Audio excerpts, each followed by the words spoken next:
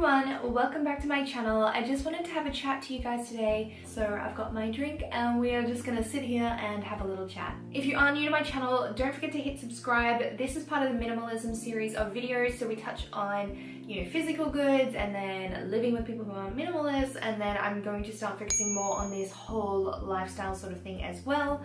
So I'll have a link to that playlist in the description box.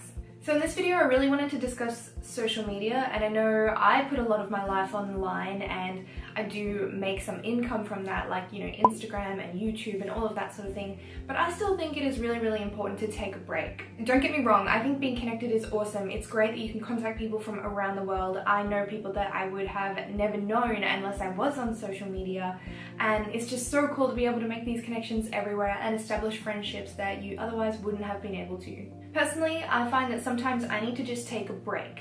Recently, like today was the first day in 4 days that I've logged into any of my social media. It's probably not much for some people, but for someone whose life is mostly lived online, it was a fair bit of time. I decided that I was tired, I was tired of reading hate comments, I was tired of, putting up with other people's opinions when I wanted to make something and other people didn't like it, and I was just like, look, I need to reset, I need to take some time for myself, I need to reestablish what I want to do, why I'm doing this, and stop the other voices from getting in so much. Because that's one thing I have noticed. It's like, is this really your opinion on a product, or did someone tell you that? That's why social media marketing works so brilliantly. You're getting an opinion from someone, you're hearing them say it's good, and that reinstates in you that the product is probably good. That's why I'm so picky about what I take on. I feel like an opinion is definitely worth something, and with social media, you have to be careful. Is it still your own voice you're listening to, or are you being drowned out by all these other people? Are you trying to compete with other people?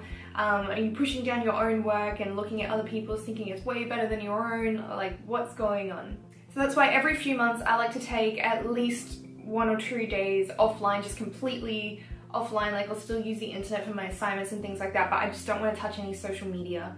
And trust me, like, the first couple of times you do this, your friends will be like, are you okay? Why are you ignoring me? Do you hate me? Like, if you have friends like that, just warn them. I kind of just log off, and then I come back in a few days, I'm like, hey, sorry, I wasn't online. So in this video, I'm just going to give you a few of my tips on how to detox yourself from social media, and when you do get back online, some things you can do just to clear up your profiles, minimize them, that sort of thing. The first step is obviously to cut everything off. Just log out of all of your accounts.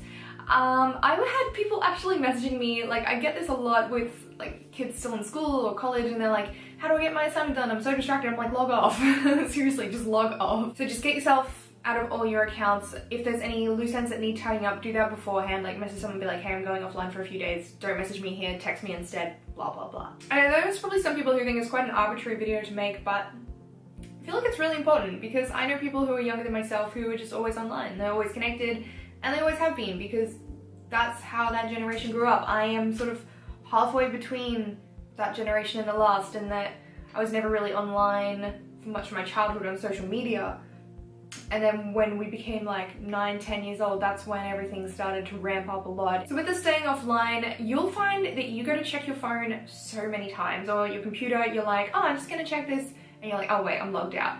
Keeping it logged out is the best way to stop using it. If you just close the app, I guarantee that you will open it again.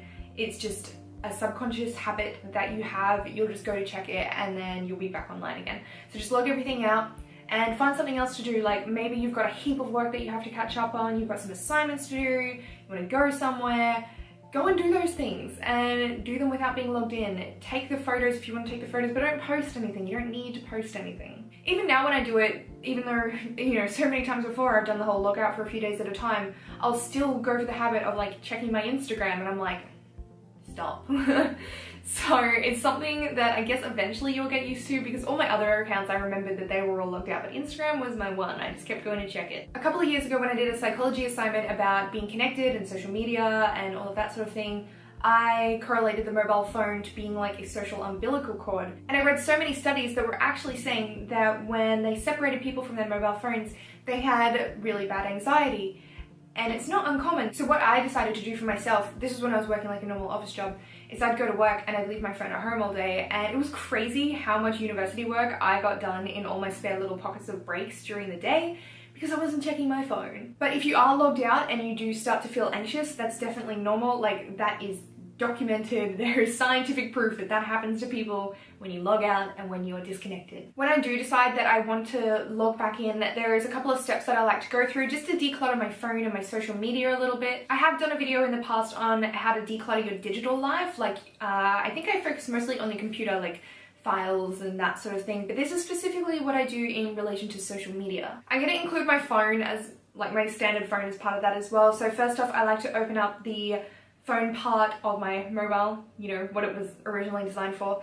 So just go through and get rid of the contacts you don't need anymore, and then move on to calls, and I like to just clear out my recent calls list. And then I like to jump into my message inbox and go through and just delete message conversations. I like to keep that either empty if I can, or if I have conversations that were still ongoing, like text message conversations that were ongoing, or someone has to reply to something, I just delete those ones. But if I can get it empty, I do. Next, if you aren't doing it already with your emails, try and get down to, you might have heard of the phrase before, inbox zero, and it's to try and get yourself super organized with your emails so that your inbox is perpetually sitting on zero by the end of the day. You'll get emails come in throughout the day, sort them as soon as you can. If you can reply to emails within, you know, like 10 seconds or a minute, just like do it. Shoot off your short replies, get them out of the way, get them done. Get your inbox back to zero as soon as you can. When you start to let it creep out of control, that's when you end up with like 1,000 unread messages. Next, I like to jump onto Facebook and do a little bit of a Facebook clean out. So I'll normally start with my photos, and I go through and delete my old photos. That way no one can go and find embarrassing old pictures of you, which is sort of like double handy. But I like to just like reduce all the stuff that's online. I don't know why, I've always done it. I used to be obsessive about only having, I think it was 2 profile pictures. Like, I'd never have more than 2 sitting in the album. I don't know. Now I just go in and clear it out periodically. I'll just delete people who post things that I find like super aggressive or really mean, or, you know, really derogatory, just stuff that I don't want to see. And even if it's people that I knew from like years and years and years, like primary school, I'm like, why are you on here? We don't talk. Like, one of us is just looking at each other's lives, so it's just weird. So I like to get people like that out of my friends list and just leave my profile open for following. Of course, if you're more private, you can just change your privacy settings and you can have your profile on private. I also then like to go through my groups. I'm not in many groups, but sometimes people add me to like those shop and swap type groups, and I always remove myself from those. If you go through and have a look, you'll probably find that you're actually a member of more groups than you thought, because people can just add you to group pages. Then I like to jump onto Instagram. Instagram clean out is super easy, and I just delete some photos that I feel don't fit my theme anymore, and I just unfollow some accounts that are usually inactive. Like, I follow a fair few people on there, but I just go through and unfollow ones that haven't posted in a long time. So a good way to streamline all your news feeds on everything, so YouTube, Twitter, Instagram, Facebook, is to unfollow or unsubscribe from people who you are not enjoying anymore. If you don't want to see it, like, what's the point of it just like scrolling up in your feed? So I think a big part of decluttering what you're seeing when you are logging into social media is unfollowing or unsubscribing from people. Another awesome thing that you can do is you can find extensions for your browser to block any Kardashian. It's amazing. So anytime the name Kardashian comes up, it will replace it with something or remove it depending on which extension you have. What is the name of mine? I can't remember it off the top of my head, but I'll try and link something in the description box for you guys. But similarly with things like that, I'm not interested and I don't want to see that. And if it's popping up on your Facebook, like, you know, this and that and the other, or news articles that you really don't care, like stuff that's not news, there is a little drop down arrow and you can say see less of this, and your personal Facebook algorithm will start to calculate that you want to see less of that. It is kind of a lengthy process to do that, and I mean, it's probably only important if you're online a lot. If you're not online, I wouldn't be bothered. Another thing that you might need to do is delete some old inactive profiles, things you're not using anymore. Do you have an ancient Pinterest account that you haven't pinned on? Do you have a LinkedIn profile from 6 years ago that says you still work at Subway? I don't know. If you haven't used it in 6 months, you're probably not going to use it again. You won't miss it. Another thing that I really love to do is make sure that all of my notifications are turned off for most of my social media. I've muted my notifications for Facebook, and for Instagram, and for Twitter. I think I only have a few notifications for YouTube because there's a couple of YouTube accounts that I really want to see their videos when they go live. So I make sure that I've got like my, it's like a little bell symbol. It like sends you a notification when they upload. So I've got a couple of YouTube accounts that I have the notifications on for. Other than that, I've got some Messenger notifications, and that's about it, because I don't want to be disturbed all the time by, you know, something coming through on Instagram or seeing likes or like a Facebook notification, because to me, I have so many more important things that I would rather be doing than checking that all the time. I remember back when I first started uni, like, because I have had my notifications switched off for years now, but when I first started at uni, I was getting so distracted and I'd be like reading there. This was when I was doing photography, like back in the day, and I'd be sitting there reading some of the material that we had to read and I'd be like, notification, notification. I'm like, I just have to check this, like, I just have to check it.